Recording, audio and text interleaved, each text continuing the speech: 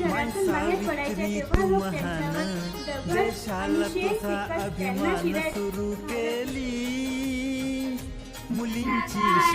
अभी जन्मे लगी सुहानी बेटी युग की नई दौर की आओ लिखे नए कहानी बेटा बेटा बेटी सभी पढ़ेंगे होला दीने नेक इरादे खुद अपना इतिहास पढ़ेंगे देश बढ़ेगा दौड़ेगी अब तरुण जवानी नानी वाली कथा कहानी अभी जन्मे लगे सुहानी आदि शिक्षा दोनों शिक्षित पूरी शिक्षा हमने सोचा वनम करो तुम सोचो समझो।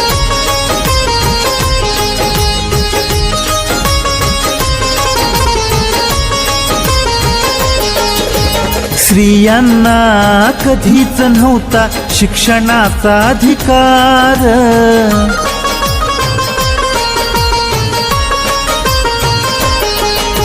स्त्रियांना कधीच नव्हता शिक्षणाचा अधिकार, चूल आणि मूल हेच त्यांच्या जन्मदिवस या निमित्ताने आज आम्ही 15 मिनिटात फक्त एक छोटीशी नाटिका ठेवलेली आहे ती तुमच्या समोर आता मी सादर करणार। सोनू मला काय झालं का उदास बसले आहे? कर्मठ लोकांशी आई मला माझी पाळी आली म्हणून पोटात दुखते चिडचिड वाटते झोपल्यासारखे वाटते। मुलींची मी तर माझी पाळी आल्यावर असं तर होतच असते तू आता आराम कर।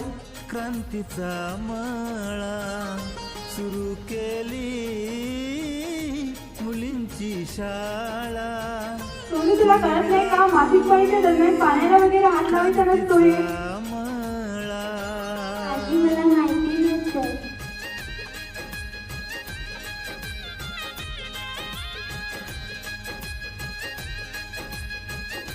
सोनू हे काय करते? आई मला भूक लागली म्हणून मी जेवण तुला सांगितलं ना मासिक पाळीच्या दरम्यान जेवणाला लंजाला हात धरायचा नसतो। ध्येय ठेवून झालीस तू पहिली स्त्री शिक्षिका,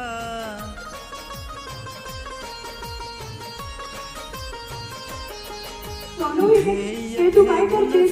मासिक पाळीच्या दरम्यान जेवणात पाय पडायचं नसतं हे तुला माहित नाही का?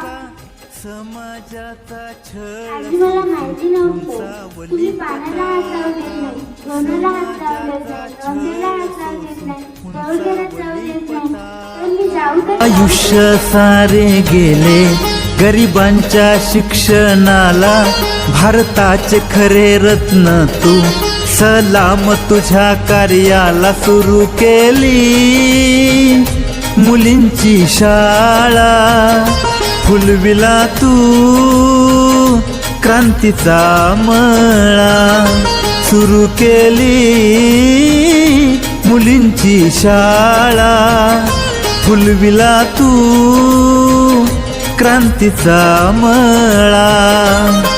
माई सावित्री तू महान देशाला तुझा अभिमान, माय सावित्री तू महान देशाला तुझा अभिमान, सुरू केली मुलींची शाळा, फुलविला तू क्रांतीचा मळा, सुरू केली मुलींची शाळा, फुलविला तू क्रांतीचा मळा।